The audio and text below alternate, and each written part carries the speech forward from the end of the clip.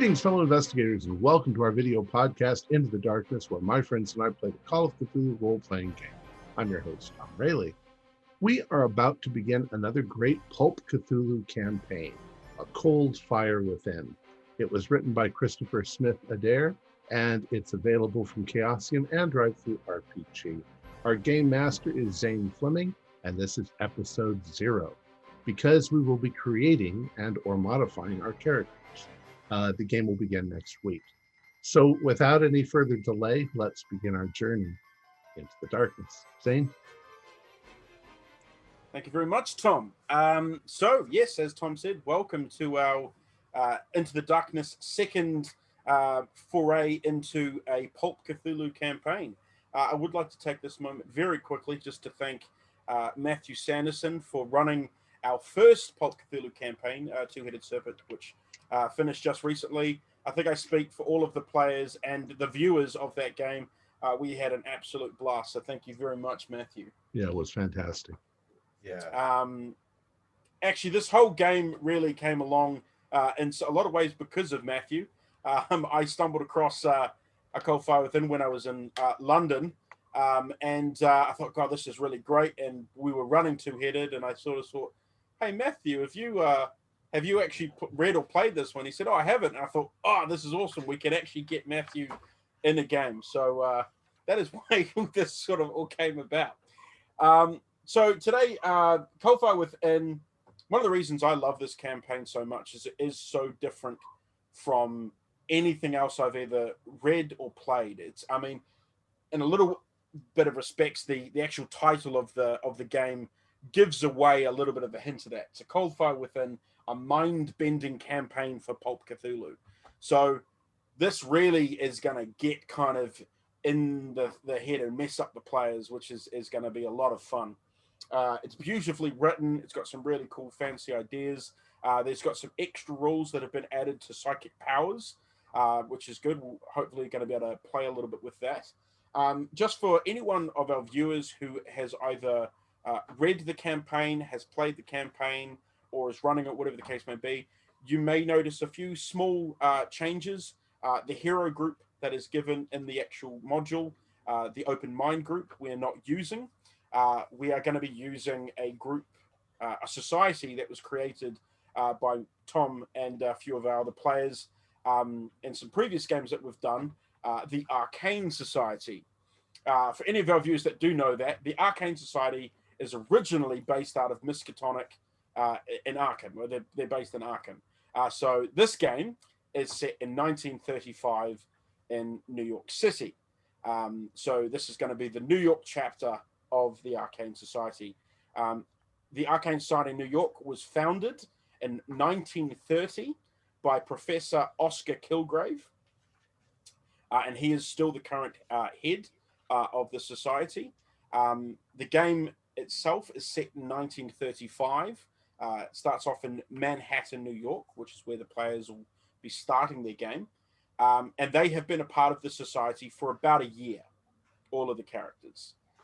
So they're still very much on they're newbies to the group. They're still very much on the bottom rung of that ladder within the society.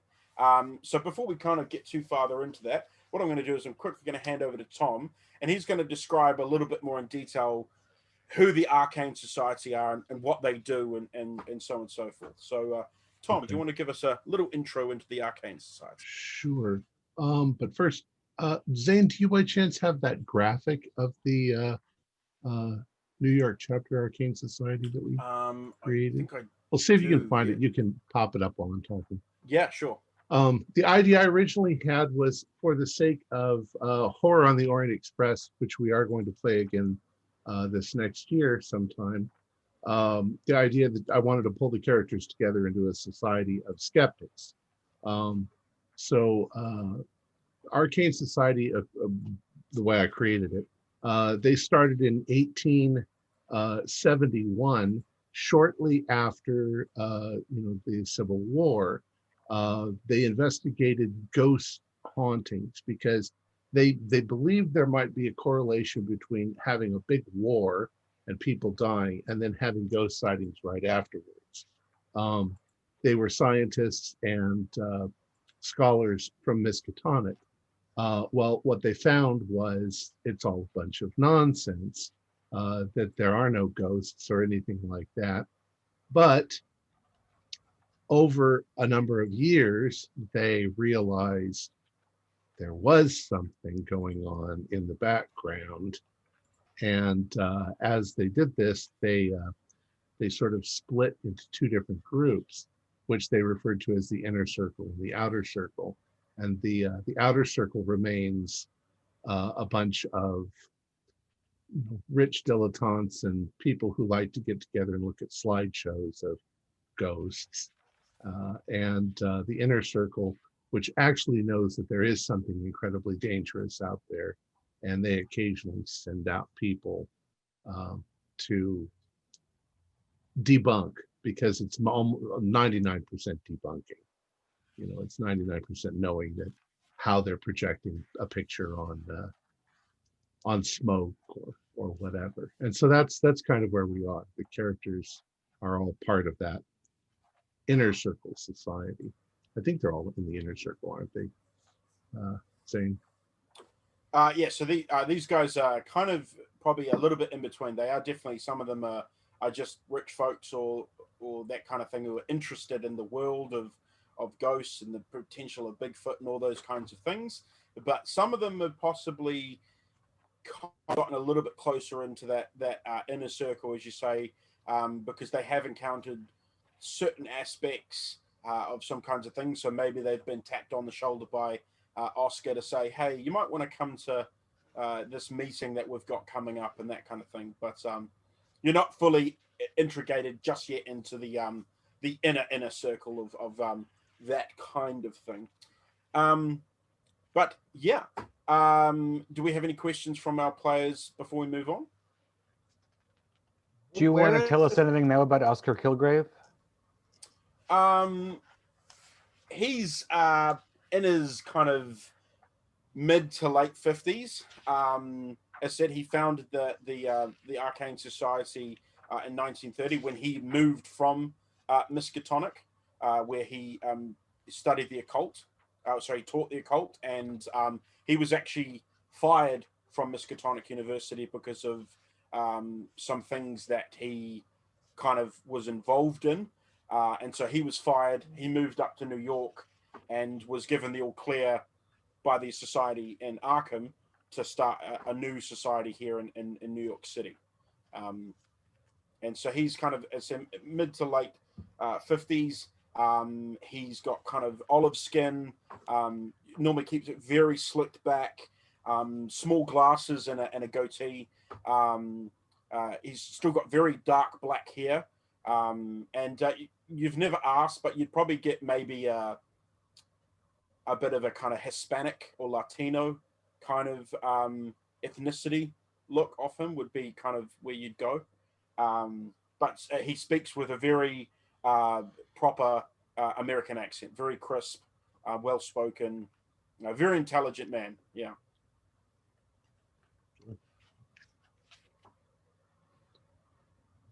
You don't interact with him too much though, on your guys' level.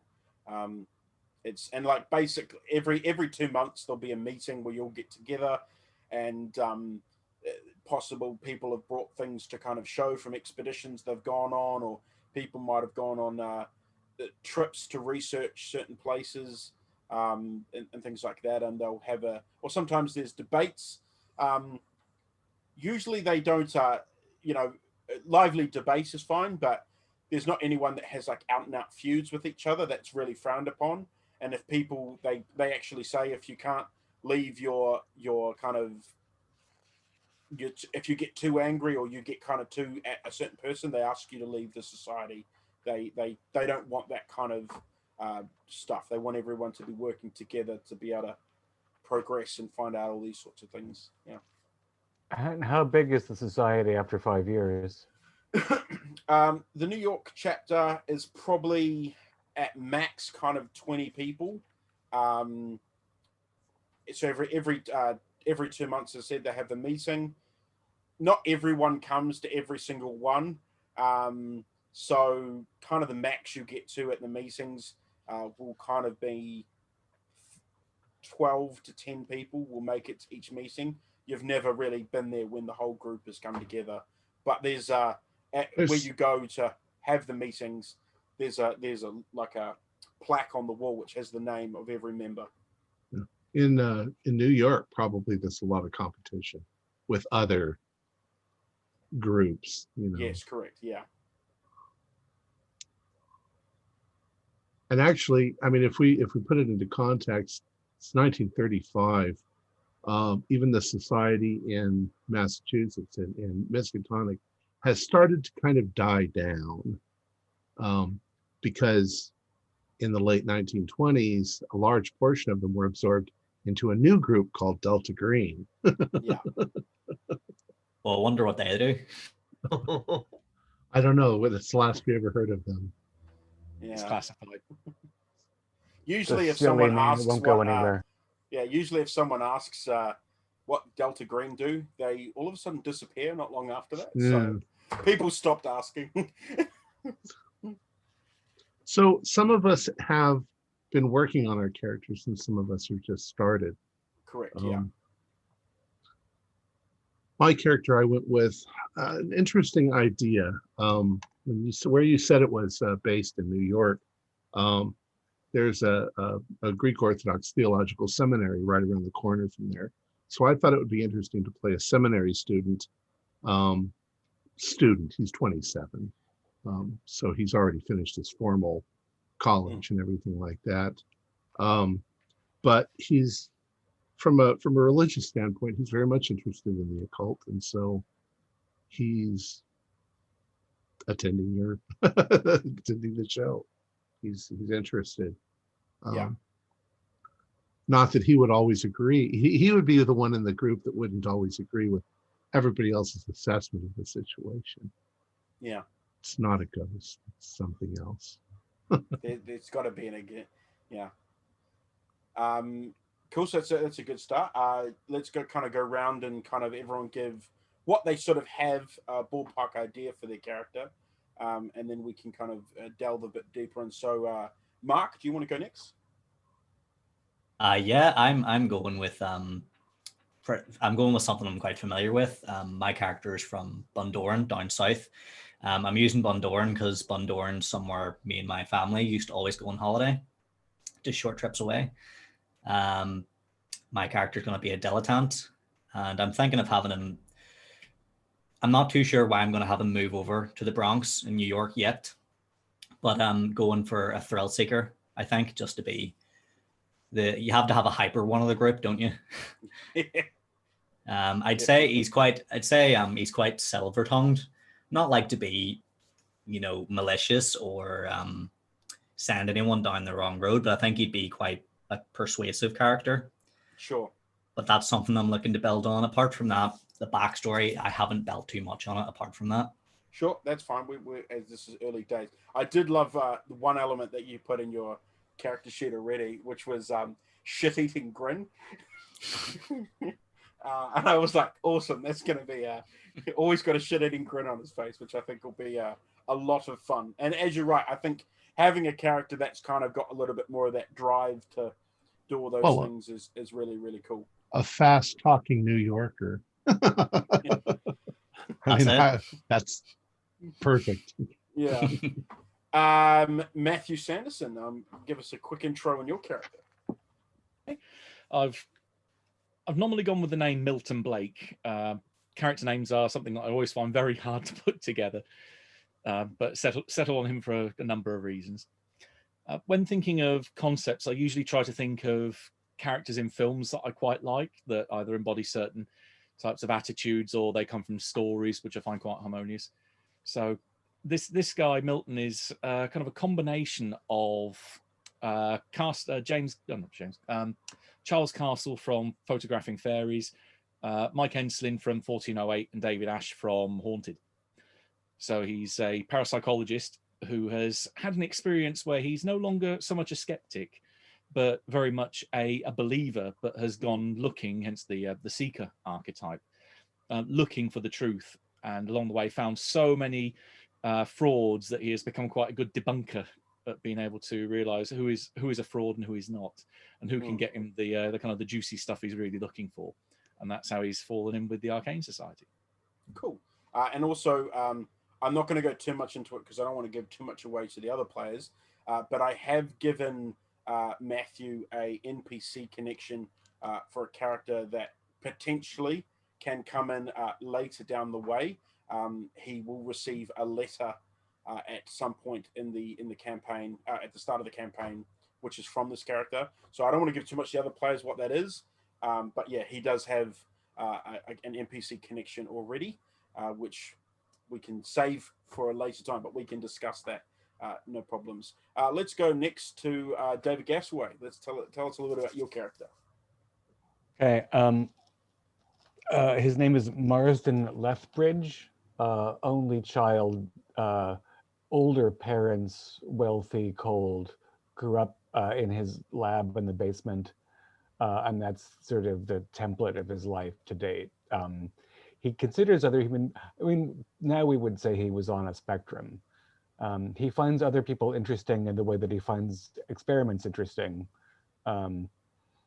Doesn't form close bonds as a rule. And the specialties I chose were gadget, weird science, and resourceful. And I gave myself points in the sciences of etherism and magnetism, whatever those are. So I'm, like potentially I'm positing later steampunk kind of, they're devices that are unfamiliar to the course of science that we know. Okay, cool. Yeah. Well, that'll pan in well with Jason's concept that he's kind of come up with. So, Jason, why don't you give us a quick little intro into what you were thinking? Well, I'll be playing Wyatt Chambers, and he's a grease monkey mechanic. Think of like a 1930s MacGyver. He's built it, taken it apart, rebuilt it, made it better than it was before. The first thing he sees when he looks at something new, how does it work? And I want to take it apart. When he was a kid, he'd get a toy and it would be apart in 5 minutes. His parents would smack him because they thought he would break everything. But he'd just take it apart, figure out how it works, and put it back together again. So he's a bit like a young Tony Stark, in a sense. Like, yeah, he's like, I can work out how the machine works, and you know, cool. Yeah, no, I like that. That'll be cool, and as I said, that'll you and Marsden possibly get along because you guys can help each other make some weird and wonderful stuff. And I picked resilient, so he could shrug off sanity loss. And your favorite one? Yeah. Picked up the weird science, and he picked up, one second, handy. So when he's making mechanical, electrical, or operate heavy machinery, he gets a bonus dice. So awesome. I'm assuming when he's building his weird science devices, he can get an extra die. This is a good opportunity, just to clarify for everyone watching. We are playing high pulp. Basically, this means that all the players start with 3 talents as opposed to just the basic 2. So when we did Two-Headed Serpent, we all started with 2 talents. For this one, we start with 3. That's really the only kind of massive difference to standard, high, and extreme pulp. Yeah, so that's why all the players have got 3 talents as opposed to just the 2. Cool. So at the top of the game, my original idea was I wanted you guys to have maybe just returned from a holiday or an expedition of some kind that you've gone on together, and you've just returned back into New York. So you've kind of been out of town for a little bit. So did we go together? Yes, correct. So that's why we can kind of maybe discuss where you guys might have been. It doesn't have to be. I'll preface this by saying you haven't encountered anything strange on this particular holiday or expedition. So you haven't I'm not going to give you guys any Cthulhu mythos or ancient scrolls or anything like that to start off with. you've just been somewhere which we can discuss. Like, Well, yeah, maybe you've done a trip down the Nile, or Well, it probably is something that we've debunked. Yeah, Wouldn't that make the most that works. sense? Yeah. Well, that was a lousy trip. We went all the way there, and the ghost of Madame Bovary was not actually a ghost at all. It was a sheet of muslin with a projection on it. When did they first start talking about the? When did they first start talking about the Bermuda Triangle? When did that myth begin? World War That's a good II, one, I huh? believe, but I could be wrong. Seems to me like the 70s is when that blew up. every lousy little TV show or In Search of the Bermuda Triangle.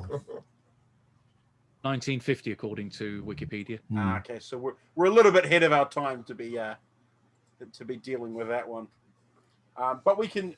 There's plenty of ghost stories and fun little kind of things like that people could be looking in, that you guys could be looking into. The Jamaica Inn could be a very cool. That's a very haunted place in bonny old England. How about that place up outside of Bangor, where supposedly a gigantic human ice person was seen?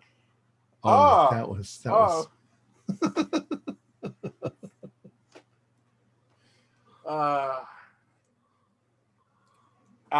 Yeah, so that was my original idea. And so you guys have just returned to New York from a holiday or an expedition that you've all gone on together, as you say, debunking something. So we can delve into that a little bit better in a moment. But when you guys all get back, I did want you guys are all going to also be members of a gentleman's club.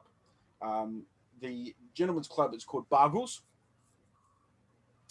Some of you could possibly even live here, because in this sort of time it was quite easy because it had all the amenities you needed. There were people there to clean your rooms, and there were people there to cook the meals, and there was a room for smoking and all that kind of stuff. So if you guys are bachelors and that kind of stuff, it's a plausible idea that you might actually live here at Bargles. I have a question. Mm-hmm. For what's it? Marsden. Sorry, I couldn't. We might possibly have warehouse space down in the Lower East Side, and we could share maybe a warehouse where we work on all kinds of devices. Mm-hmm. If that works with him. Yeah, I would want to. It might be a peer on Hell's Kitchen at the time. We can think about that. But Ooh, yeah, like we could totally have a.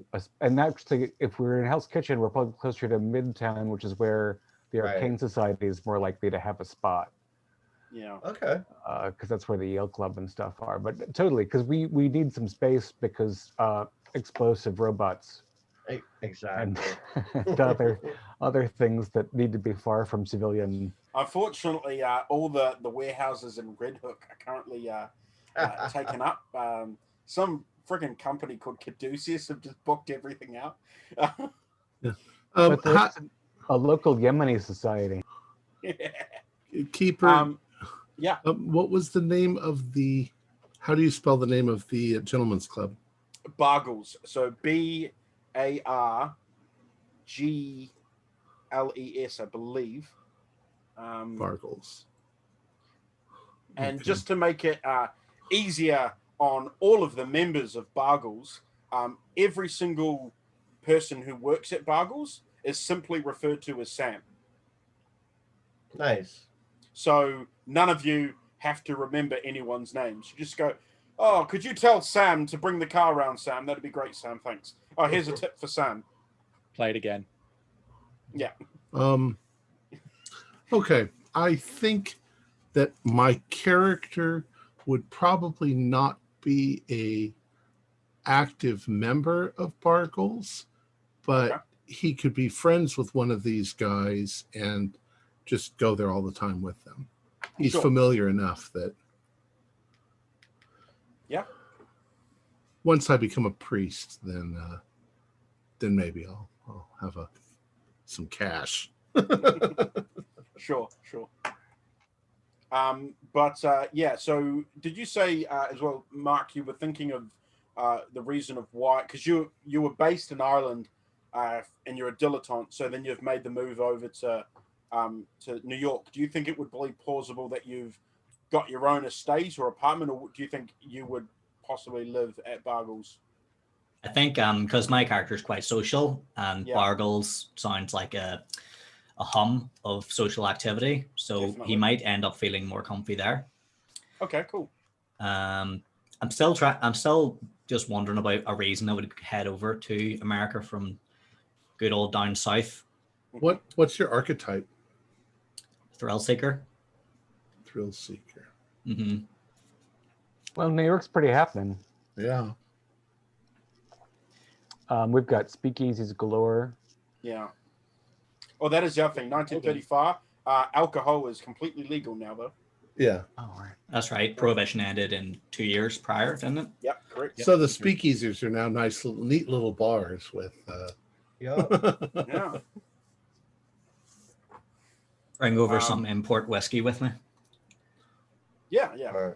So cool. So it's plausible then that that Owen probably lives at Bargles and uses the facilities there, to live and function. So that works out well. So Wyatt and Marsden, so you guys are thinking of having a warehouse that you both share on the docks somewhere. What were you thinking of your living situation? Do you think you'd also just use Bargles as your home base, or? Well, us? I would live in my warehouse. All right, so you're going to live in the warehouse? Yeah. Yeah, More I can money. imagine actually having like a small suite at Bargles with a change of clothes and Sure. like some other ID. But I probably spend 36 hours at a time in the lab and fall asleep at my bench more than I actually go to I a like bed. that. Yeah, I think that would probably work for Wyatt as well. In a sense, Yeah. you've got a room that is yours at Bargles, That but works. you spend 90% of your time at the Exactly. warehouse. And it's not like you're sleeping on a cot in the warehouse. There's like a loft kind of. There's an actual proper space there at the warehouse for you guys to be in, but you have that room based at Bargles. Damiel, that's fine. So you can have probably a small apartment somewhere else. I live at the seminary Oh, there we go. temporarily. Perfect. So, My family's probably from somewhere else in the country, but yeah. currently living in Yonkers. Well, Okay, cool. I wonder if Owen is has had a correspondence with somebody, quite possibly Daniel, somebody who's interested in interesting things and came over specifically to join the Arcane Society in New York City as a thrill seeker. Well, you guys Yeah. are a similar age as well. I think, Demo, you were thinking kind of 27. I'm 27. I'm Right? 27 also. Yeah, so Well, that's we're all the young ones. And I'm 72, so You are? No. Yeah. Really? Excellent. It's there's no age penalties in Pulp, and so I'm like, yeah. giant. I old don't do dome. I don't do age penalties in normal Call of Cthulhu either. To be perfectly honest with you. so this is a little convoluted, Owen, but it could be that you have a brother who is a Catholic priest, and he's like my best friend, and that's how we've kind of met. Because That it's works perfect. highly likely that you would have a Catholic. Oh yeah. Oh, yeah. in the family. Yeah, it works perfect because on my character sheet, I'm actually thinking of putting him as ex-Catholic, and it could be a type of like a friendly thing, but also a trying to steer me right back on the path thing. That's perfect. Damiel, I need you to talk to my brother and see if you can convince him that. And that could Catholic it could be as you say, a reason for you to then come to Bargles. Possibly, I think that you guys have actually struck up like a good friendship, and neither of you were expecting it, but you do get along quite well. And so, what if we share an apartment? That works well. I'm Yeah. down for that. cool. Okay. Yeah. Instead of living at the seminary, I live down the street. Yeah. And we have With an Mark. apartment. Cool. Cool. Milton, what are you kind of thinking as far as your living situation in New York. I'm thinking the club as well, because Yep. the way I've pictured him is that he moves around quite a bit, that he goes to these supposedly haunted hotels or haunted attractions all up and down the East Coast and probably going up as far as the West. So he's not got a permanent place that he resides. So having a place that he can go into and run up quite a nice bar tab would be a lovely place to frequent. And the plus with Bargles, obviously, as well, from like if you had a normal apartment, is Sam obviously would be able to clean your room, and Sam would also be able to, make sure your bar and your room was all stocked up and everything like that. So, you that's one of the big pluses of Bargles. And I said there's rooms for smoking rooms, and there's a brilliant cook there, Sam. Who deals with all that. So it totally makes sense. So right now we've got Mark and Danielle who live in Manhattan in an apartment that they share together. And Wyatt, Marsden, and Milton will all have rooms at Bargles, even though Wyatt and Marsden spend 90% of their time at their warehouse on the docks. And probably a lot of the time Milton is, as you say, out and about traveling to different hotels and places to debunk. And in fact, that I think is a perfect reason as to why you've got possibly this group of guys together to come with you to debunk like a bigger job that's been elsewhere. And you thought, I'm kind of going to need some help with this.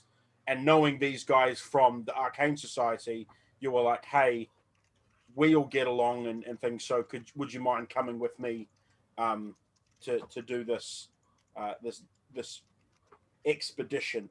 Sounds like a plan.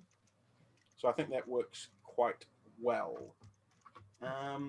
So what are we thinking for this holiday that you've all gone on? What's I mean, it doesn't have to be a genuine mystery that you've debunked. It could just be a completely something off the top of the dome. Is there any? I mean, are there any locations that if we had a passing familiarity with would be useful later in this narrative? Or I mean, obviously you can't tell us places to avoid.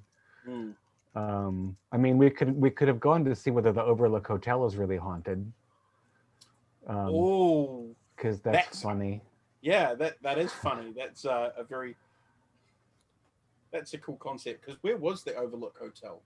Colorado? It's not actually called the Overlook Hotel, though, is it? Like the actual name of it is. No, not the real place, but the real place is in Colorado. What if we were looking into the Biltmore in Providence? That's supposed to be haunted. I like that. Yeah, let's go with that. So you guys were in Providence, looking into the Biltmore, and the reason Milton needed so many guys is because it's a pretty big place. So we needed guys in the attic and guys in the basement, and doing all that. And so they literally shut down the Biltmore for you guys to do your searches into that. The other thing that you guys haven't questioned that much, but it's been pretty apparent, is the society seems to have an endless flow of income. Like they never question. Like you guys obviously pay. You guys have all got enough money to be able to pay for your rooms and things at Bargles and keep whatever things you've got going. But Arcane Society, there's no question of income that you've had to sort of look into. The Stanley Hotel in East Park, Colorado. Okay, that was what the Overlook was based. Okay, well maybe you've done a tour of haunted hotels, and you've gone through and debunked. It wasn't just one. You guys have kind of been on a 3-month kind of road trip. There's a famous supposedly haunted hotel in Texas too that we could easily look up. And you totally guys went to the Winchester House. When was the Winchester House in Frisco? When was that? That might be being built by that crazy woman. But I just kind of thought, I was thinking with Mark that when he first came over from Ireland, he stayed with me in the dorm at the seminary, in our tiny little room, and he said, "Fuck that," and because he's a dilettante, Yeah. and he's Oh, like, he no, comes no, with we're family gonna money, get an actual apartment with 2 rooms in Manhattan, because there's no way I can afford that. And our dynamic will be, I try to keep him from partying too much, and he tries to get me to go out and party. It'll be the best of both worlds. And it geographically, you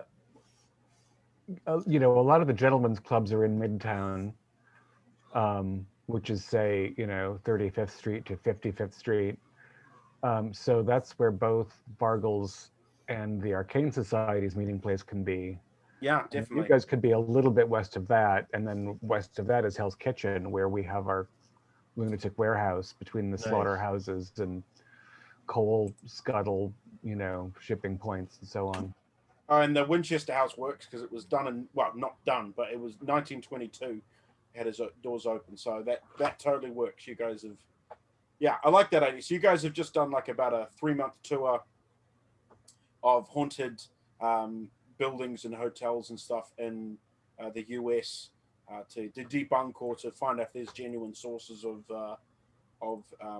paranormal activity.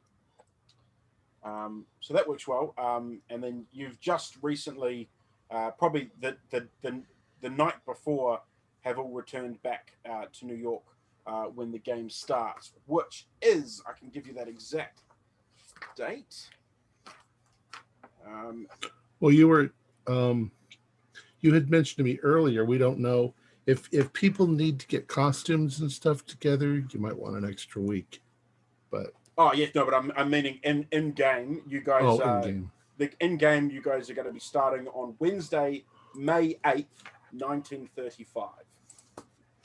You know, my birthday is May 4th, and in the last year, when we've been playing these games, things have occurred on the 3rd and the 5th of May. You guys keep going around my birthday and missing my birthday. I'm a Star Wars baby. May the 4th Been taken be over with by you. Star Wars. That's the problem. Yeah. Something happens every year on your birthday, Tom. But yeah, so that'll be the day that you guys you've organized probably to do a debrief of the journey you just had. You've all met for breakfast at Bargles.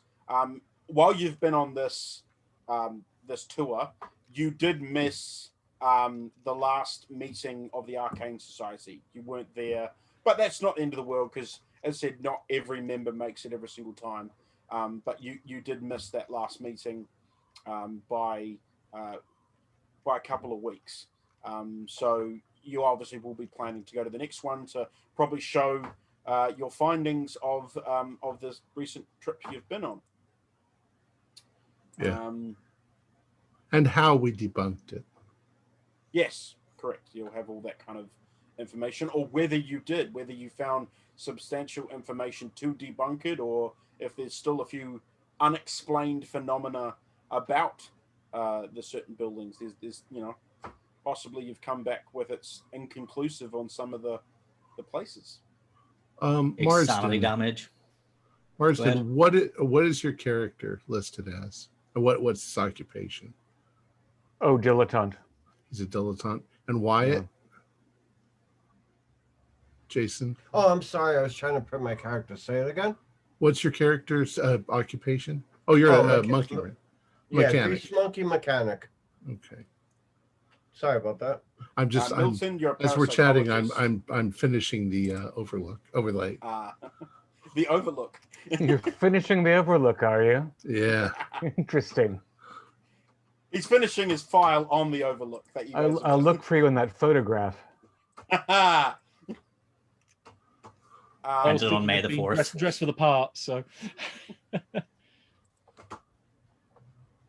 The other NPCs that you guys all know, they started at a similar time to you guys when you first joined the Arcane Society. Is Brendan and Melody Sterling, husband and wife. Melody is comes from family money. So she, is a dilettante herself. Brandon is a dentist by trade, but he's a very high market dentist. So he sort of deals with the higher echelon of the Upper East Side type people. He deals with that kind of thing.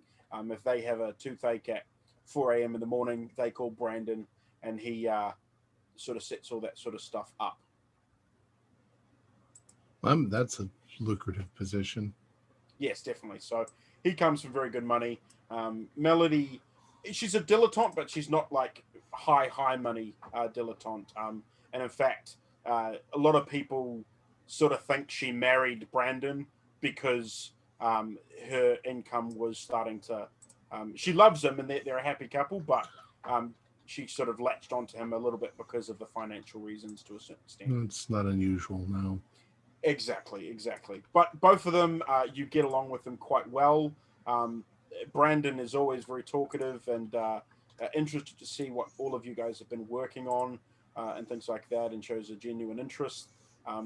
Possibly some of you have even gone to him. He possibly could be your dentist, quite possibly. And I said, Melody, again, lovely woman. She always brings lovely baking to all of the meetings. They're in their 30s? Yes, yeah. And childless? Yeah, correct. And Manhattanites? Yes. Yes, yeah. They all live in Manhattan. Well, that makes sense. I mean, the Arcane Society's always had kind of two levels. Although the outer circle doesn't know that the inner circle exists. But the outer circle is the ones who mostly pay for everything because of their bake sales and their correct, yeah. You don't have to be a dilettante to be in the inner circle, but you got to have some money to be in this. So that is something I'll touch on very quickly. So we have two dilettantes, so they'll be fine.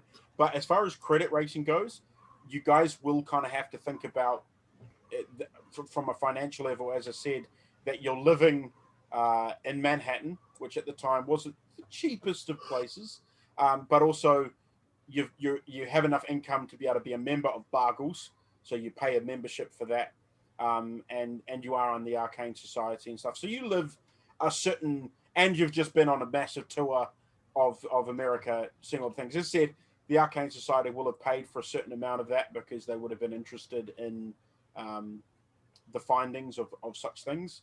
But yeah, you guys are all at no one would be below like average on the credit rating level. Like no one's poor. You're all kind of well off enough to be able to support yourselves. Well, mine is probably based more on integrity than it is on cash in the bank. But sure. I mean, and I'm living here only because I'm going to seminary here. Yeah. But then I've got a good friend named exactly. You've latched onto Owen. a money bag, so it's Don't worry, I'll cover it for the rest of the campaign. So age-wise, we've got we're looking at kind of late 20s for Damiel, Owen, and Wyatt. Milton and Marsden. Marsden, you were looking at 72. Milton, what kind of age bracket were you looking at? Meaning of life, the universe, and everything. 42. 42. Okay. Cool. So we've got some youngins, and then the older learned kind of thing. Because I think that kind of works well with Marsden Wyatt. It's almost like Marsden, you might be training up Wyatt as a someone to kind of take over. Wyatt doesn't know how many lab assistants have exploded. Something he doesn't need to know. I'm continually developing my skill base. Nice. Cool. Yeah, no, I like that. So he's sort of your trainee, possibly. He's a protege. Like he's got these innate talents that I like look for, Mm. because like my machines are a little bit intuitive, so somebody who can like figure out what the right bolt is very helpful. Sure. And yeah, I'm like hard to break, but I don't get in the giant monkey robot. I put somebody in the giant monkey robot, and then they get onto the East River and see how it floats. Sure. I like and so it. that just means Wyatt's just been the luckiest of all your ex proteges because he actually knows how things tick. You just reminded me of something from a movie that made me literally jump in my seat, and it was from Iron Man 1, when they're showing the other company's attempts to make it, and the guy gets into the seat and his torso goes like that, and you hear him scream, and I'm like, oh my God. Yeah. That was and so he's like, horrible. just so everyone knows, that pilot is alive. Yeah. Probably with a broken back, though. Yeah. Hey, Milton, why does my name tag say guinea pig? For good luck, don't worry. Brilliant. Yeah, so I think so far that's I think all the team are going to work. You've all got kind of reasons to be together and be in the Arcane Society, and also be frequenting Bargles as much as you do. The other big reason that I wanted to kind of do this was it all sounds like, as far as occupations and stuff like that, there's a plausible enough reason that you guys can kind of drop what you're doing and run off for a couple of weeks or months, and kind of your business isn't going to go into ill repair while you're away. Right, you can sort of just drop things, which has always been, in all honesty, an element of Call of Cthulhu that I found funny. Like, if someone's got a business and then they just run off and do this thing, and I'm like, dude, what happens to your shop, your income? Like, So no, I think this is all plausible, because we've got two dilettantes. You're with the Arcane Society, who have a plethora of ways to be able to get you guys items and things that you may need. The Arcane Society are the Caduceuses of this game. Don't trust them. Got my basic first character done. I have a few tweaks to make on him, but I got pretty much everything on paper now. Oh, he's gone paper, old school. I like it. Yeah, well, I like to have it in front of me too. Oh, me too. Sure. Yeah. Yeah. So any other questions from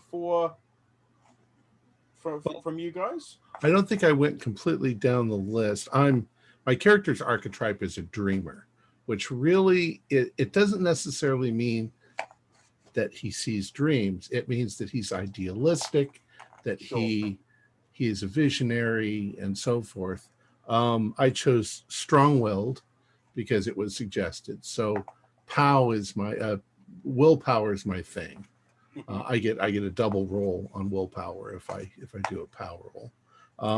I'm a quick study, so it only takes me half the time it normally would to read through a evil tome and get all the magic from it. And You'll then need that POW then. and then I'm going to take linguistics, so I'm a linguist. Cool. Which gives me the language thing. I already had Greek and Russian and English, so I can add Latin in. So any of our viewers, you've probably noticed that Jason and Tom have completely switched characters. Yeah. So yeah, Owen. Sorry, Mark. Why don't you tell us your talents that you've chosen and kind of give us an idea of what those are? Yes, I can remember them for the most part. So we've got Resilient, which is always a good bread and butter for a long campaign. Yeah. That's just trading luck for sanity. Yeah.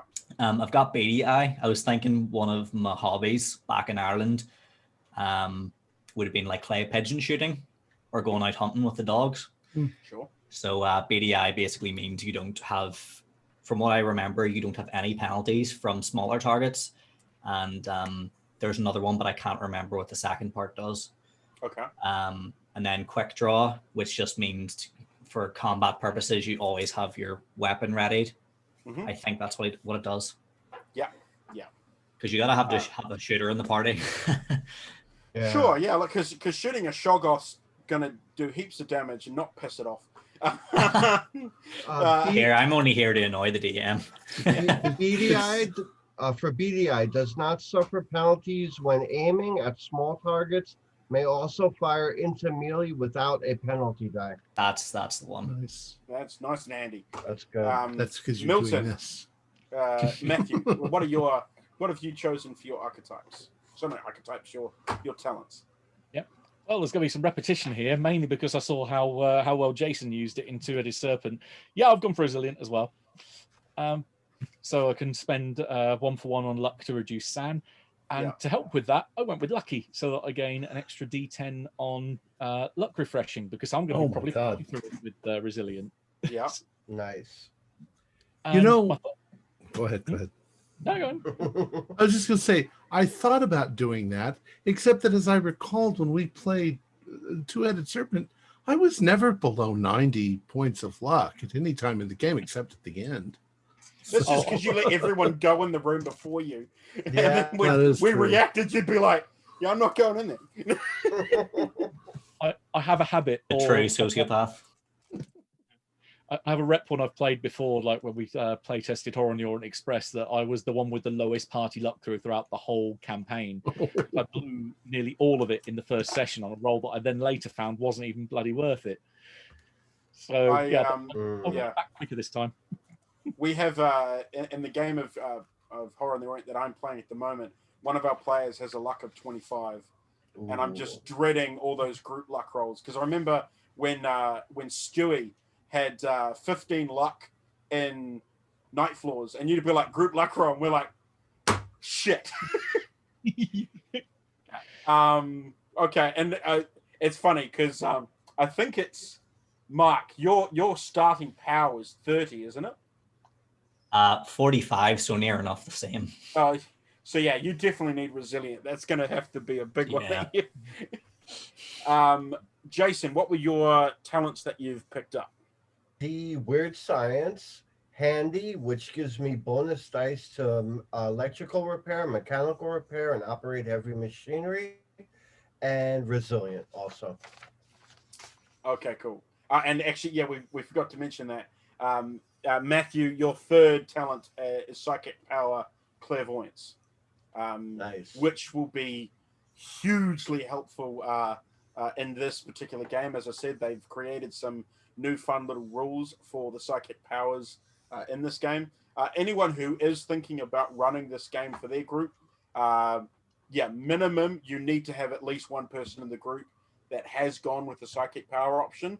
Otherwise, your group is going to struggle and it's going to be damn near impossible to really get the bread and butter and compete in this game. So having at least one member of your team with the psychic power.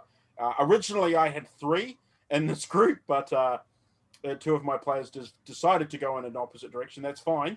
So I'm glad that I have at least one person that has decided to go with it, because it's also fun. No pressure. David and Mark, have you ever played Pulp Cthulhu before? No. Yeah, I well, I haven't played it. I've ran Two-Headed Serpent for my friends. Oh, okay. Well, for David, then, there is something called insane talents. If you lose a large chunk of sanity in this game, you can develop insane talents. Zane's character was able to separate his shadow from his body and have them both attack at the same time. There's some crazy. But to do that, I had to roll a 5th of my combat, and I had to roll under my Cthulhu Mythos. And I'd use luck to pass, because I never wanted to find out what would happen if I didn't pass that roll. But it means that even if you're a little bit limited on your talents in the beginning, you can develop much more talents. Exactly. Yeah. So you can get some really fun, cool. Like Jason's character had total recall, so he could literally remember every single thing that happened and how it happened, and every word from every text that he'd ever read. And we both had insane sense of direction, so we could, if we had like a strong connection to an item or a person. We could use our insane sense of direction and be like, cool, they're in that direction, and just start walking. That book is now in Cairo. Pretty much. Yeah. Yeah. Zane, I'm going to need to get with you in between sessions to have a couple gadgets made up. And Yep. now, we already discussed one, some kind of a ghost detector type thing. Yeah. So And that's something you could possibly have already been working on because you've just gone on this tour of debunking. You might have gone, hey, do you know what would be cool? A device where we could maybe pick up with, so it's possibly something that you're working on already. What I would like to do is work with Matt's character or Milton, so it's built for him to use since he has clairvoyance. My question, though, is do the other players know that you are clairvoyant at the top of the game? Yeah, I was thinking of adding a little bit to the kind of aesthetic of how it works, because the book just says you sit and concentrate, but given the backstory I've put in of how he picked it up, I think it's quite appropriate and somewhat foreshadowing that he sits down and just draws a series of lines and curves on a piece of paper, and then that's what he uses to focus on where he wants to view. Yeah, yep. No, that's definitely a plausible thing. Like that's a way people use clairvoyance as well, and sometimes they even draw images. You said, saying that we've only been in the society for a little over a year. Yes, correct. Yeah. So I don't know, Milton, have you told any of us that that you're clairvoyant, or do we just think you're a little creepy?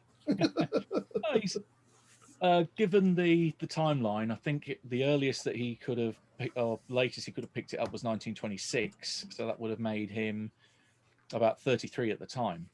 So it's something he's had for a while, and it's something that probably would have been used. He doesn't rely on it all the time because it's only really certain circumstances where it's going to come up and be relevant. Yeah, but yeah. If it's, for instance, he thinks, well, someone's behind the curtain or in the next room manipulating sheets with fishing wire or something on a rig, then he can sit down and try and think, well, what is happening in the next room? Yeah. And then if it turns out that is exactly what happens, you can either read into it as being coincidence, logical deduction, or maybe there is something there. But that is completely down to you. It's just a tool in his toolbox. Yeah, so it's not quite like old Angel who would take his glove off and then slap his hand on the wall and see psychometry. Yeah, which is a cool one. It's a very cool one, but yeah. Wyatt, we both have weird science right now. Correct. But you just mentioned gadgets, but I don't think you said gadget was one of your talents. It's just you were using weird science to build something. Is that? Well, gadget. That's what I was going to say. Maybe you want to switch if you picked gadget, because weird science allows you to build gadgets. Gadget gives you one gadget to start. So, it's kind of how non-weird scientists can get something like a death ray. Yeah, that's what I was going to tell you. You could build it. Well, and what you said, Zane, makes me wonder if I should switch, if it would be useful to have a second, somewhat clairvoyant party involved. I mean, look, I think that could be handy. I mean, if you don't have to take clairvoyance, but as you say, take another psychic power of some kind. Psychometry was pretty cool. Oh, yeah. Psychometry. Oh, yeah. The Dole's House told me what all of the archetypes were, but not what the talents were, and I happen not to have Pulp Cthulhu. So would you read Weird Science and Resourceful, and then I'll ditch Gadget for something.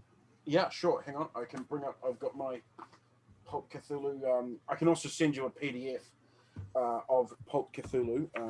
I mean, I'll just buy it too. I just haven't gotten around to it. Yeah, sure. John's character in Two-Headed Serpent had psychometry, so he would take off his glove and he would put his hand on something. So yeah, Weird Science may build and repair weird science devices, and then Weird Science is an actual talent, which is on page 80, 30. No, well, 86. I think through 87. Okay, 87. But he wanted the list of miscellaneous talents, I think. I think we'll discuss other psychic talents, but I want to cover the ones I have too. There's only 5 psychic talents in the Pulp book. Besides clairvoyance, you've got divination, so tarot reading, etc., or however you want to put your spin on it, being able to get a glimpse. Ooh. Right. Medium, talk with ghosts and spirits or other ethereal stuff. Psychometry, effectively like spirits touching vampire terms. It's soaking up images and emotions from objects about their past. Or telekinesis. Telekinesis is pretty self-explanatory. Yeah. Yeah, telekinesis Move and that cup. divination are both very appealing. Well, David, you've already got a lot of knowledge of tarot cards. So Yeah. I have Yeah, real life that's like true. totally cool. experience. So, But then that could totally make me look bad because he'll be like, I'm gonna do divination and then drop all these cards and he knows what they mean and I'm like, no, that's not the Hanged Man, my good sir. Mechanically, you get to ask the GM a question that usually has a yes or no answer. Then takes 1d10 rounds, costs 1d6 magic points, and a successful divination skill roll. So you will have to buy. You select the talent, but you then have to buy divination as a skill on top of that. So you might want to rearrange points if you've got something that you want to move it into. But yeah, Right. you essentially ask the question, and then it's the flavour of how that question is answered is the method of divination of your choice. Which is aesthetically nice, just as a game event. Like it's fun to flip over some cards. How does telekinesis work? this ability allows the psychic to manipulate objects by the power of their mind. Usually means moving a small physical object a short distance. Possible objects include candlestick, knives, vases, chairs, plates, rocks, swords, typewriters, and so on. That's, I'd probably say, one of the more, like, that's the least cool, I think, of all of them. Don't get them mixed up and try to fight somebody off with a typewriter. Well, my 1923 Underwood would make a big dent in any skull. Yeah. Well, it's so in combat you can roll. You can it's combine a telekinesis and a throw roll. Spend 1 magic point, and the combined roll must be equal or under both telekinesis and throw. And then you can kind of throw a ranged weapon, or so basically it's like throwing a knife, but you pair it with telekinesis and throw. So let me talk this out a little bit. Like, Sure. divination is expensive, right? It's 6 magic points per use. 1d6 magic. 1d6. So yeah, 3 magic points on average per use, and I've got to get the skill. But you get 1 magic point back an hour. Yeah. Oh, okay. Or that's you do a that's Jason mechanic. and just make a deal with Nalahotep. And And Jason had like 1,000 magic points. I had 10,000. 10,000 magic points. And when your magic points run out, you just use your flesh and blood. Yep. Yeah, exactly. Yeah. I actually got a insane talent, and I was able to suck magic points out of surrounding people. So I would just walk around eating everybody's he Yeah, magic. he would just walk around sucking people off. He put entire African villages to sleep. Yeah. And a load of woozy snakes on a certain island in the Atlantic as well. The amount of That's time right. all of us were like, remind me not to piss off. Yeah. Right. Yeah, yeah. Don't get Gerhard on the wrong side of here. Can I hear the description of resourceful, just so I can start The to talent internalize it? resourceful. It's a fun one. Always seems to have what they need on hand. May spend 10 luck points rather than make a luck roll to find a certain useful piece of equipment, e.g. a flashlight, length of rope, a weapon, etc. in their location. So you It's could like say to me, hey, I want to find a paperclip in this room so I can try and undo my handcuffs. Yeah. And you say, you spend your 10 luck, and I go, yeah, you feel around and you don't find a paperclip, but you find like a metal pin of some kind. Right. No, I'm keeping that for sure. Matt, you might want to cover your ears for a moment. In the game of Toon, there's something called the bag of many things, and it just Bugs Bunny just reaches behind his back and Right. pulls out a spanner. You're okay, man. Right. It's like the deck of many things. It's also referred to amongst our group as the Stuart Lively ability. Yeah. He carries Dana. a carpet bag with him everywhere that's got a lot of pockets that are Pretty labeled. much, yeah. Well, Dana. the other night, I said, "You find an old cavalry sword," and he's like, "Yeah." And I said, "And a shovel," about and he's it? like, "Yeah." Wow. Zane, Yeah. I sent you a message about one of the devices. It's also on page 87. Okay. Okay, cool. Very simple. Gotta get me one of those prop boxes. I'm building one. Right. Yeah, I have a me too. library, but not much props. That's what your device could be, Jason. Just have a prop box. You have, Right? It has whatever you need in it. This is my latest prop. So I can open it. Off to a great start. Suspense. Oh, nice. Say, Ah, go to the opera. a night at the opera. Eh? Very nice.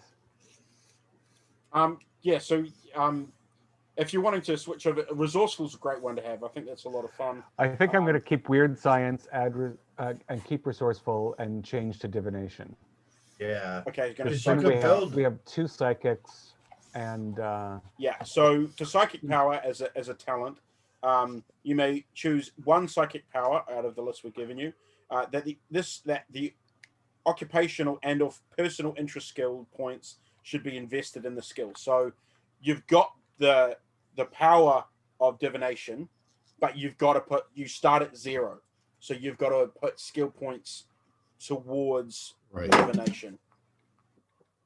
gotcha. Yeah. Like I think, God, from memory, John had his like it started at 80. Like he made sure he was rocking in solid with that.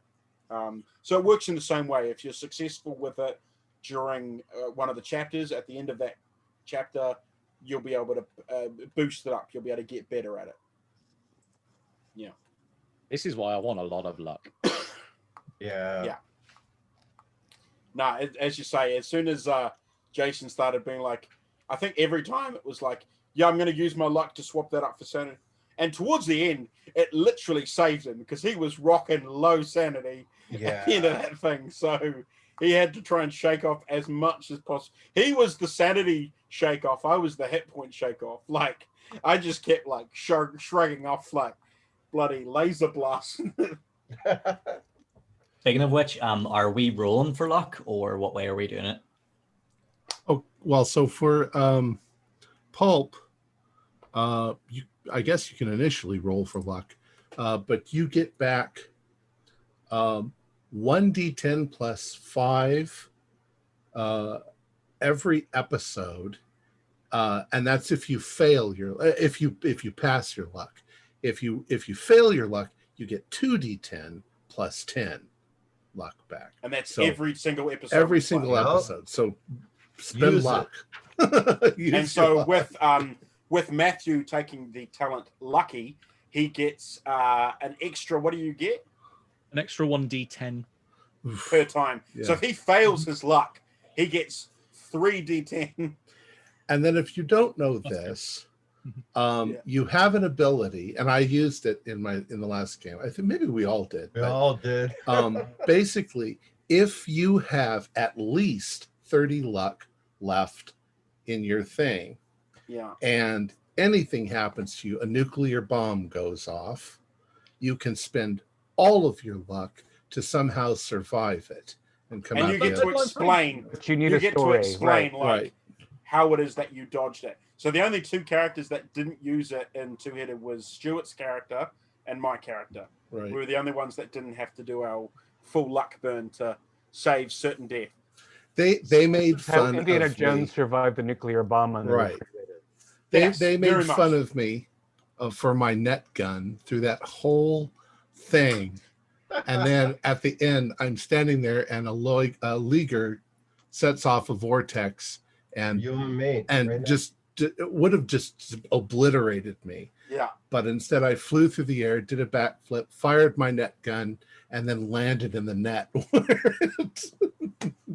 That was awesome. I still That was- remember there was an episode that we were in Oklahoma, and me and John's character were drunk already. The night there was I can't remember what exactly was said, but like John said to Tom's character, "Oh, we can't all have a net gun," and all of us lost it. We were like crying our eyes out because we were just like, "Oh God!" It was such a great moment. You'll have to link me that timestamp. Oh, Yeah. I love it. I love a bit of contagious laughter. Yeah, well, it all started because me and John's character Angel had gone off elsewhere, and we'd gotten drunk at the bar, and so we just started like bitching about every other member in the crew, and then it was a decent chunk of the episode. It was hilarious, especially when you're like, you know, who really, and I can't remember what phrase you used, but Yeah, who really bites your ass, and that's Audie. Audie, he's always right at me.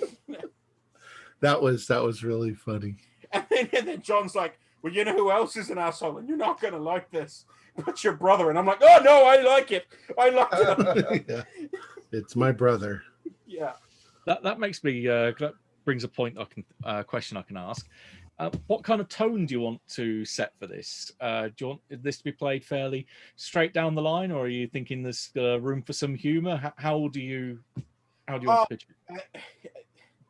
I think I have a bit of a reputation in Into the Darkness for a few things.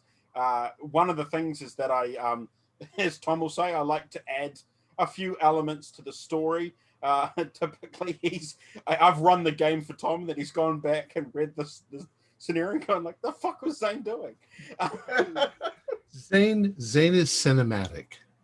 Okay. Yeah. I am. He comes from an acting background. He composes scenes very cinematically. Like anyone who's read Miss Jews, my intro to Miss Jews was extremely different from the written thing. I think if you're asking my opinion, I think that humor is always acceptable because it happens in real life, as long as it's within the context of the story in the game. Totally, and that's kind of I am going to do my best to let the campaign speak for itself, because it is a fantastic written campaign. And I'm not going to try and direct you in any direct, like I'm just going to let you guys play it. But sure, if comedic things happen, it happens. Like I said, in my one, the guy failed his stealth roll and pretended to be a cat. And he passed it because he got a 01 on his natural world. So he was that in tune with a cat that he could go, meow. And the guy just literally was like, "Damn cats," and walked away. And we were like, the thing is that when you consider that situation, it might just work. 100%. You know, if somebody hears a noise and they're like, "There's somebody out there," and then they hear meow, they're like, "Oh, yeah, it could happen." but that's like letting the comedy and the funny moments happen naturally. Right. They have to happen naturally. That's totally fine. Doing something just for the comedy of it. We were running the Deer at a convention here in New Zealand, and one of the players, when they defeated the bully, the keeper had the skin deflate, and the player decided to put the body on. And we were just like, "Oh my God." Like, you know, doing that sort of thing, no, I'm going to go, "Yeah, okay, cool. You're going to be hit with some serious sanity damage and negativity from that sort of thing, because it's just a dumb thing to do." Right. Why would you do that? Right. Exactly. So play your character the way you believe your character would be played. If funny things happen, they happen. But no, we're gonna play it the way it's coming out. Right. I like when comedy takes hold of it seldom happens, but whenever you have a bout of madness, that's when you really get to be creative with what you do, and I really like that. Yeah. There's some great bits there. You know. Well, and it's good too when you can split the difference the way, say, Josh did when he got all bloody. Yeah. Yeah. That was quite funny and also quite horrible. And it was a creepy moment for sure. That's a good note if you can hit that note once in a while. Yeah. Yeah. That's delightful when stuff like that happens. I guess it's just everything in sort of mediation, isn't it? It's just not too much of anything, and just put in comedy when it's right for it. Be serious when it's taught, when your character is being serious. Exactly. Be lighthearted when your characters. I mean, lightheartedness is one way a character might try to diffuse how nervous he is. Yeah. You know, because that happens in real life too. Well, I'm just remembering the bit with the radios in Meadowlark with me and John. Yeah. Yeah, it was funny. Well, and the funny part's when John just turned to us and he says, "No, I'm just screwing with him." He says, "You don't even know." Sounded like such a character thing to do. I mean, and we gave one of our radios to the keeper. He was playing the guy we were looking for, and we made him test the radio, even though we were standing right next to him. We had to test that it was in working condition. So what else do we have? Well, let me ask you. Okay. Oh, you please.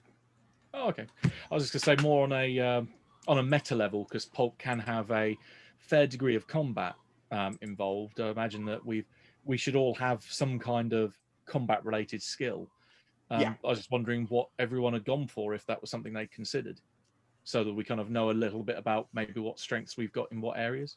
Yeah, so that is a very good point. As you say, Pulp does tend to have there is bits in here where you will need to hold your own. But as I did say, you know, this is a slightly different campaign to anything I've ever read before. You will be physical fights, but there is going to be a lot of the old a mind-bending campaign for Pulp Cthulhu. They're going to be attacking bits that are harder to defend in this game. Well, I'm going to give myself like 60 points in Brawl, because maybe I had to defend myself and learn how to beat people, how to fight if I needed to defend myself. But my character wouldn't use a gun. I mean, he would if he had to. He'd pick it up and shoot, but he's morally against sort of guns. There's definitely a turning point in the game, and you'll know when it is. Like there'll be a point in the game where things take a very different turn. So it'll be that kind of point where your character would probably question there, but you know, like you might go, "No, fuck that, I'm picking the gun up," and you'll know when it happens because it's pretty clear within the game. Right.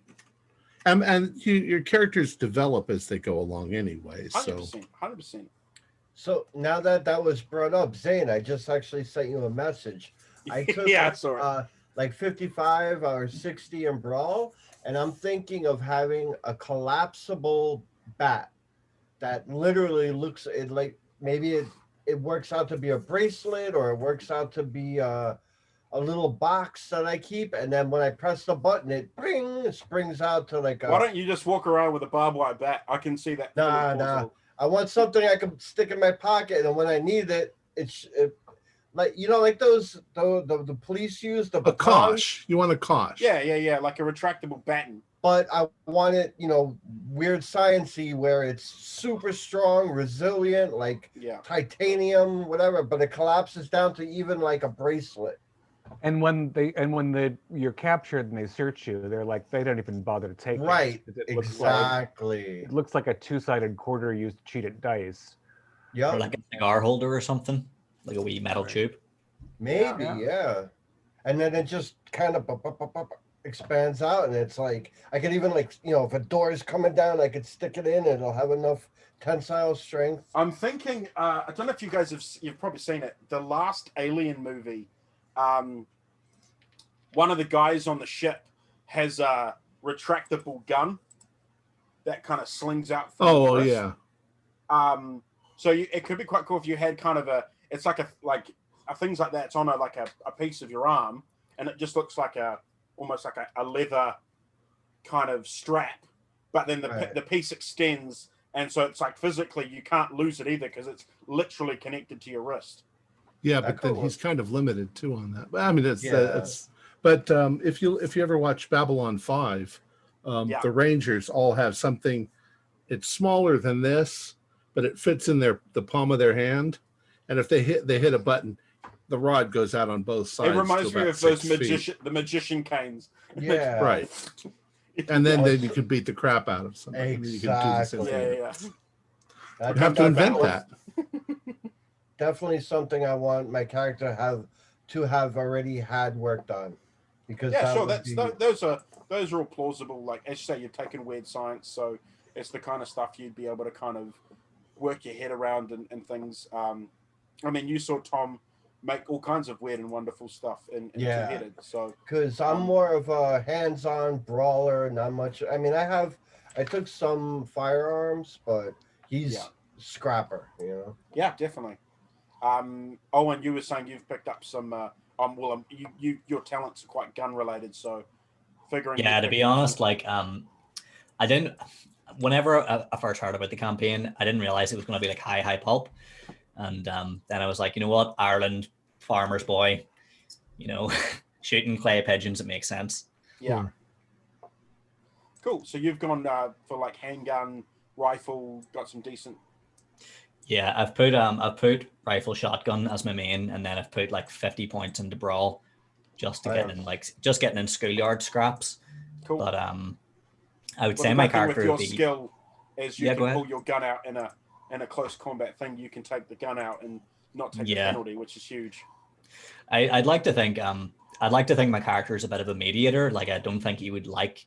He's the sort of person that's gotten in that many fights that he's just like, I can't be bothered with it anymore. Like there's no Sure. good comes of it. But then again, it's high pulp, so you got to have you have to have some combat skills. As Matthew said, it's likely to come up. What about you, Marsden? Being a 72-year-old man, I'm guessing you'll kind of be a bit like Stewie the doc, just kind of stand at the back and let. Well, it depends on, whether it depends on what devices are at hand, I think, is how, and that's one of the reasons that I was sort of fluctuating between divination and telekinesis. Like, if you're 72 and in a giant egghead, if you can throw a piano at somebody, that's pretty helpful in a fight. But and a parallel question, like since I chose the sciences of etherism and magnetism, I also put some points into firearms, thinking that I had a magnet gun or another Right. device of that sort that would ameliorate my, Well, the great thing is you can strength. use that sort of stuff to work with Wyatt to be able to build those things. Right. He can build that sort of stuff, but you're giving him the basis he needs of your knowledge within the sciences so that he knows how to make those things work. And I think he and I still both have weird science. So is there some sort of combinatory, that makes our roles easy? Well, that's the thing. If you guys are both working on it, it would possibly shorten the time down. So, when Tom was making the Beowulf, you guys could half the time it took him to build the Beowulf, which I think was like 2 weeks. You guys could do it in a week because you're both working on it. That kind of thing. I also, in a sort of in between episodes sort of way, it just strikes me that since I have divination and weird science, I can be like, will this thing work? Is that remotely possible? It is not. The cards say no. You definitely could, but again, keep in mind that it's going to be spending your magic points and so on and so forth like that. There's definitely better things you can be asking me if it's going to work, whether or not. But also the great thing with weird science, at least from what I saw from Two-Headed, is pretty much a lot of, most things are possible for you to kind of work out how it's going to be able to work. It's just a matter of how long it's going to take you to be able to get that item together.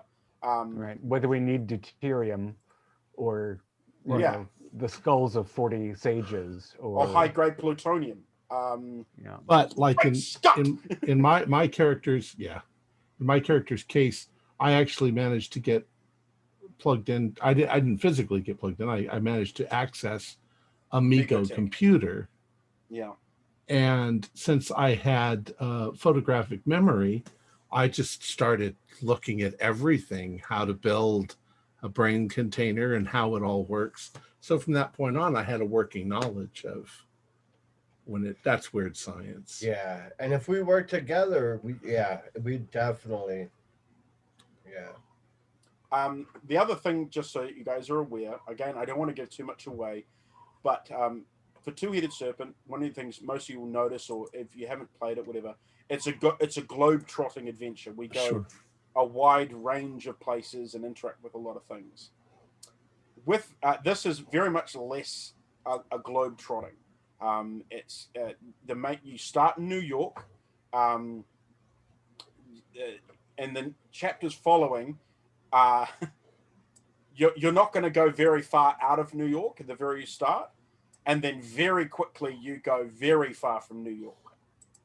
Okay. Yeah, that's okay. Yeah. But it's still not globetrotting. Does anyone have healing? Ooh. Normally, I take good first aid skills, but this character, I didn't have room for that. So, my first aid is at 45.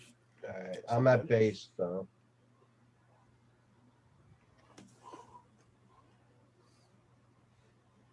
Milton's got he's base. Yeah, I'm base also. Yeah, base here. All right, at least we got somebody. That's all. Best medicine is the stuff that was legalized 2 years ago. Right. Blood. Thinking of particular skills, I decided to go because I don't get the chance to play very much with kind of the more uncommon skills, and Pulp does a nice little twist on one of them, hypnosis. Yeah. So I invested a fair amount of points in that. Nice. There's, I think at least in the core book, I'm not so much remembering the Pulp version. Can you use it on unwilling targets? Now, I looked into hypnosis, as you'll probably remember, because my backup character for Two-Headed had pretty... had hypnosis as well. So, from what I gathered from it, I mean, yes, because you had to just stare at kind of had to lock eyes with them, and kind of, you can't almost put like a hold on them. They kind of couldn't look away, and then you did the hypnosis element, and then you would it would ascertain how successful it was. So I'm going to say yes, that like the person can be unwilling, because I think that makes it more interesting.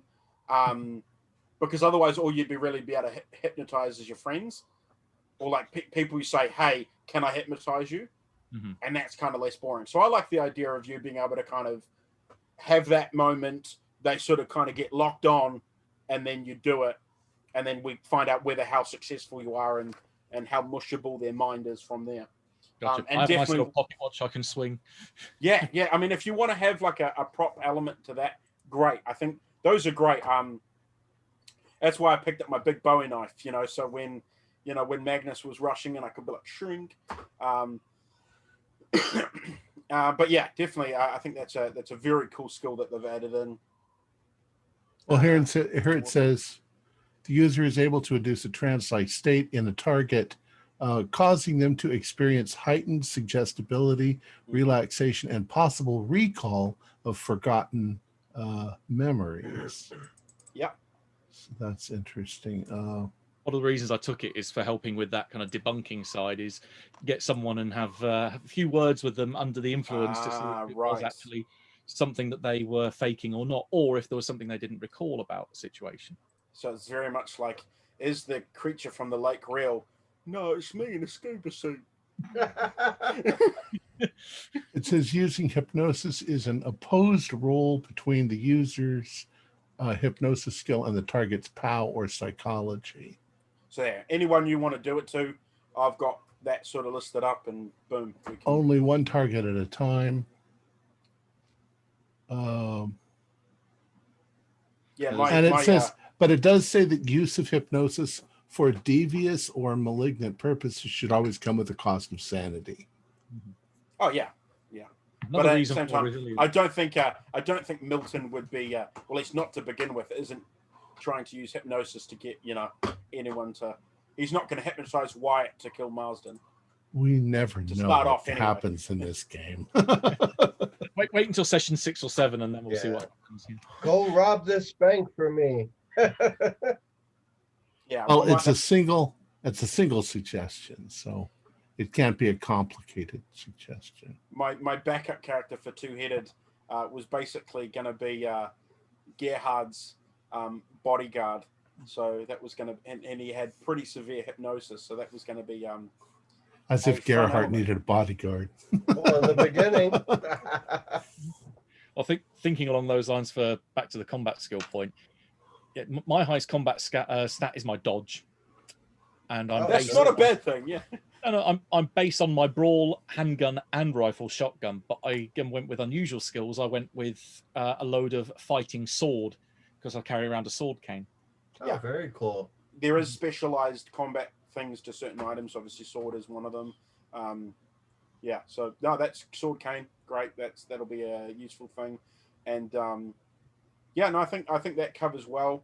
And I think you've got enough there combat wise to be able to kind of deal with what you'll be up ahead with, at least to begin with. It'll improve as you go, as it always does, and you might pick up some fun talents, as you said, Matt. Like you could get insanely hard to hit, which you'll just add in with your dodge there perfectly. Or you might get a shadow buddy. But yeah, so any other questions? I think you guys are pretty. Do you guys have enough information to kind of be able to wrap up your character sheets and things? Now, Yeah. Tom and I did discuss. There is the option that we can start next week, but I did want to kind of give you guys the opportunity, now that you've got a better idea of your characters, you might want a little bit of time to organize some costume and props, and a week may not be enough time to do that. So how do you guys feel?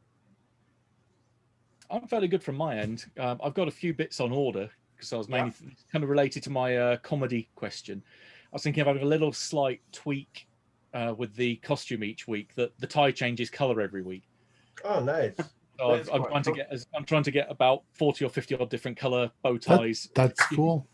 No, I mean, I like you know that. what? I thought about that so much because Odd, his shirt, every time we would go on a new mission, his shirt would change color. And it was because we change our clothes, you know? Yeah. But do you know what the other fun thing that probably people did notice, but there was a few episodes when all of a sudden Magnus's tattoos all just disappeared. I didn't notice that. But Yeah. There was a few times where I couldn't find my tattoo shirt. And so he would just, all of his full body tattoos would just disappear. I had to convince you in the beginning to wear blue, A blue instead shirt, of yeah. brown, because with Almost like you were shedding your skin. Yeah. Well, no, with the brown shirt, it looked like he was wearing a shirt with tattoos on it. Yeah. Yeah. But when he put on the Whereas when it took blue, blue, it made it it just look looked- like his skin. yeah. But yeah, so everyone okay costume wise, or do you want a bit longer to? The only thing I'm planning that I don't have is I think I'm going to get funny little round glasses because it says mad scientist to everybody. But I think I'll be able to do that in a week. Pince nez, yeah. I would Aye. love to get pince nez, but I'm not sure my nose bridge could handle it. I just mean sort of like, you know. Right. Black Look rim. on Amazon. I think they've got lots Yeah, of Amazon's costume got some. glasses like that. Yeah, I could whip up something by next week. Yep. I would like to get overalls. I've been looking, but I couldn't find. So You're very tall. That's yeah.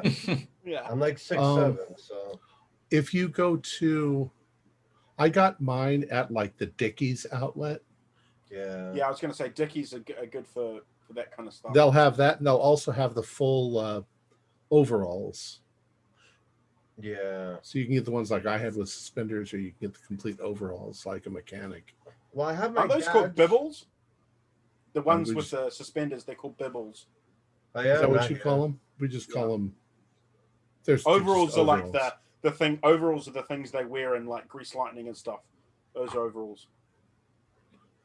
We Yeah, call no, them the you're same right. thing. We just call them overalls, but you're Yeah. right. The other one is the overall. Yeah. My dad used to work for public service, and I have one of his old jackets. It's blue. It might work. Keep too. in mind, we're only seeing this. Right. you know. Exactly. Yeah. Excuse me. Yeah, I'm good for whenever everyone's good for. So Okay, so it sounds like everyone's cool too. pretty much game to kick in next week, which is great. David and myself would need to be on email back and forth before next Yeah, week, so we can have some. This is the time, obviously, where you guys are going to be sending information back and forth between each other and myself, character sheets. The other thing is, I will say, as soon as you possibly can, please do some photos of you in your costume for Tom. Send it me. You need to make sure your arms are fully in the shot. We don't want any kind of like, because then that'll look strange in the shot. Tom will give you probably a better idea of what's good. Don't give me like this. Or, or with the top of your head chopped off. Certain prop, and basically Tom will put it against a cool background, so it's cool if you're all doing some different kind of pose or something like that. And if you don't do it, Josh found out the hard way what happens. He photoshops your head on a clip art. That was so good. Yeah, so good. He still hasn't gotten me a picture for his new character. Well, there you go. That means the next Cabrera is going to have a weird image as well. Then just put a tombstone. It'll happen eventually. Just a tombstone. Put a tombstone. So it'll be good just to take a picture with our webcam then and send it to you. Or that's what I do. I just have my green screen up, and I've already sent mine through to Tom. Green screen. Our lighting, like right the way our lighting is right now, is kind of blah. If you can get it to where there's a light on the side, and so that you get some shadows, just so that it's an interesting. Yeah. And then don't worry about the background. I can cut out the background. Yeah, he'll put something cool that kind of fits your character. And kind of try to get it from at least from the at least there's something down here. Yeah. So we don't need we don't need to worry about the green screen then. You don't need to worry about the green screen. Mine's set up, so I always just take it against it because it's easy. I literally end up tracing around your body and everything, so it doesn't really matter.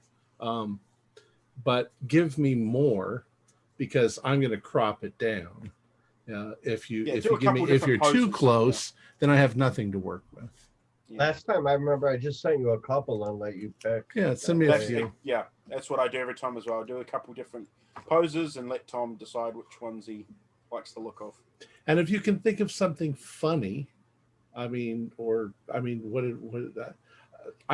he hadn't been killed so quickly, one of the Cabreras of Josh, I had him sort of go like this, and there's this big ball of flame heading right for him, nice. Which I had